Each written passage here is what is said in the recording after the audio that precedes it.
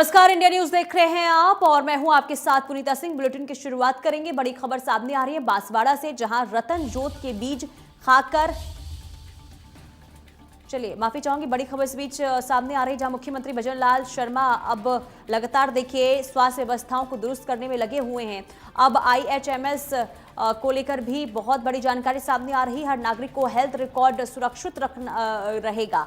आभा ID के माध्यम से स्वास्थ्य संबंधित जानकारी जो है वो देख सकेंगे। राज्य में अब तक 6,37,00,000 लाख से अधिक बनाई जा चुकी है आभा ID। तो मुख्यमंत्री भजनलाल शर्मा की तरफ से ये नया आदेश जारी किया गया है, यानी कि तमाम मरीजों की जो जानकारियां हैं वो सुरक्षित रहे, और इसे लेकर ये महत्वपूर्ण कदम उठाया गया है। हर नागरिक का हेल्थ रिकॉर्ड सुरक्षित रहेगा और इसे लेकर आभा ID के माध्यम से स्वास्थ्य संबंधी जो है जानकारी देख सकेंगे, और आभा ID के जरिए रिकॉर्ड तमाम जानकारी रखने के निर्देश दिए गए हैं। तो कुल मिलाकर देखिए 6,37,00,000 से ज्यादा आभा ID प्रदेश भर में बनाई जा चुकी है, और ऐसे में आभा ID बनाने में राजस्थान जो है देश में तीसरे स्थान पर है। तो आयुष्मान भारत डिजिटल मिशन की दिशा में ये एक महत्वपूर्ण कदम है, और इसी के साथ ही हर नागरिक को हेल्थ रिकॉर्ड जो है सुरक्षित रहेगा, और इसीलिए इसी मकसद के साथ आभा ID बनाने की शुरुआत की गई थी।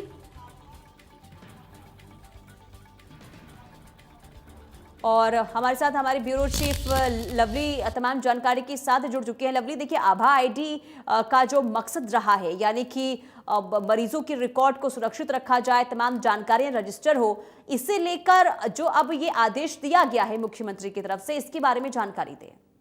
देखिए, बिल्कुल लगातार जब से ही मुख्यमंत्री भजनलाल शर्मा ने राजस्थान की बागडोर संभाली है, तब से राजस्थान के अंदर स्वास्थ्य सहित तमाम क्षेत्रों में अलग अलग नवाचार जो हैं वो किए जा रहे हैं केंद्र के सहयोग से।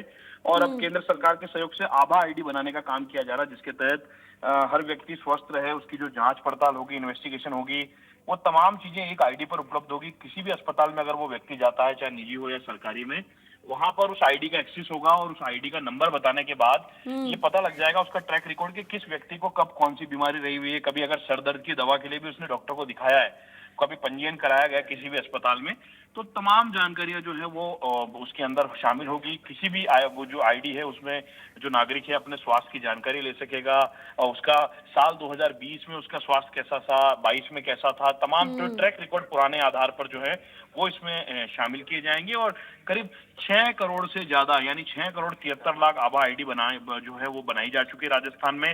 राजस्थान वर्तमान में तीसरे स्थान पर है, और राजस्थान में आयुष्मान भारत डिजिटल जो मिशन है उसके सफल क्रियान्वयन की दिशा में राजस्थान की भजनलाल सरकार का ये बहुत बड़ा कदम है, जिसके बाद ये कहा जा सकता है कि राजस्थान जो है वो चिकित्सा तंत्र के क्षेत्र में मजबूत हुआ है।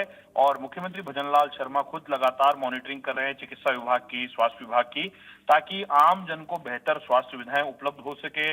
और जो ट्रॉमा अस्पतालों का विस्तार का काम है हाईवेज के नजदीक में, वो उसे करने पर फोकस किया जा रहा है इसके साथ में। तो ये तमाम जो फैसले हैं वो राजस्थान के हित में जो है वो आने वाले समय में इसके जो परिणाम है वो नजर आएंगे। लेकिन ये कहा जा सकता है कि राजस्थान के अंदर स्वास्थ्य क्षेत्र में देश में तीसरे स्थान पर आना एक प्रोजेक्ट के माध्यम से ये बता रहा है कि राजस्थान के अंदर जो चिकित्सा क्षेत्र के अंदर जो कामकाज है वो उस पर कितना फोकस सरकार का है, और सरकार चाहती है कि हर व्यक्ति स्वस्थ रहे और हर व्यक्ति को उसके स्वास्थ्य का अधिकार मिले। उसे निरोगी राजस्थान बनाने की दिशा में जो एक बड़ा कदम उठाना है राजस्थान को, और केंद्र का जो सहयोग मिल रहा है उसका भरपूर लाभ राजस्थान की जनता को मिल सके, प्रधानमंत्री मोदी की जो योजना है वो आम जन तक पहुंच सके, ये तमाम जो नवाचार हैं वो इसी दिशा में काम कर रहे हैं। और आभा ID भी एक प्रोजेक्ट उसी माध्यम से चल रहा है। लेकिन सबसे बड़ा चैलेंज ये है कि प्रोजेक्ट को लाने के बाद में इसे मेंटेन रखना एक बहुत बड़ा चैलेंज है सरकार के सिस्टम के साथ में। तो ये एक बड़ा चैलेंज हमेशा रहेगा। जी बिल्कुल। और देखिए अब 6 करोड़ से ज्यादा अगर आभा ID बनकर तैयार हो जाती है, तो कहीं ना कहीं ये लवली पता चलता है कि लोगों के अंदर जागरूकता भी है। लेकिन क्या इसका फायदा हो रहा है, यानी कि जो लोग जिन्होंने ये ID बनाई है, जब वो अस्पताल पहुंचते हैं तो क्या इसका फायदा पहुंच रहा है? लोगों को? हाँ, देखिए बिल्कुल जो सरकारी अस्पताल में अगर आपकी आभा आईडी है तो आपको खाली अपना आईडी नंबर बताना है कि मेरी आभा आईडी का नंबर ये है। और उस अस्पताल में जैसे ही उसे कंप्यूटर पर सिस्टम पर उसे ओपन किया जाएगा तो उसका पुराना जो ट्रैक रिकॉर्ड होगा उस व्यक्ति का वो तमाम खुल जाएगा। उसने आखिरी वक्त में किस अस्पताल में दिखाया, कौन से डॉक्टर को दिखाया, उस डॉक्टर ने कौन सी जांच कराई, उन जांचों की रिपोर्ट क्या आई, उसके आधार पर क्या दवा लिखी गई, क्या उसे परामर्श दिया गया। तो ये तमाम चीजें जो है उस आभा आईडी के अंदर दर्ज की जा रही है। और पिछले साल भर से इस प्रोजेक्ट पर युद्ध स्तर पर काम जो है वो चल रहा है। हालांकि प्रोजेक्ट काफी पुराना है, पहले रफ्तार धीमी थी राजस्थान की, लेकिन अब आभा आईडी बनाने का काम करीब करीब ये हो चुका। 8 करोड़ की आबादी में अगर 6.73 करोड़ की आबादी का अगर आभा आईडी बनता है तो ये अपने आप में एक बहुत बड़ा आंकड़ा है, जो ये बता रहा है कि सरकारी अस्पतालों को एक मैकेनाइज्ड वे में जो आपस में जोड़ने का जो काम है तकनीक के क्षेत्र में, तकनीक की मदद लेते हुए, वो काफी महत्वपूर्ण साबित हो रहा है।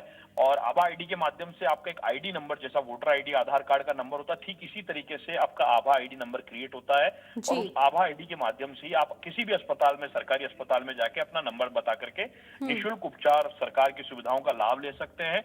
और आभा आईडी पर वो तमाम स्वास्थ्य जो जानकारियां हैं वो उसमें इंदराज या दर्ज जो है रिकॉर्ड में की जाती है। जी ठीक है, बहुत शुक्रिया लवली तमाम जानकारी देने के लिए। तो कुल मिलाकर देखिए, अब डिजिटलाइजेशन से अब जोड़ने की ये तमाम कोशिशें हो रही है और यही वजह है कि लोग जो है इसका लाभ उठाते हुए नजर आ रहे हैं। यानी कि चिकित्सा तंत्र कैसे मजबूत हो, स्वास्थ्य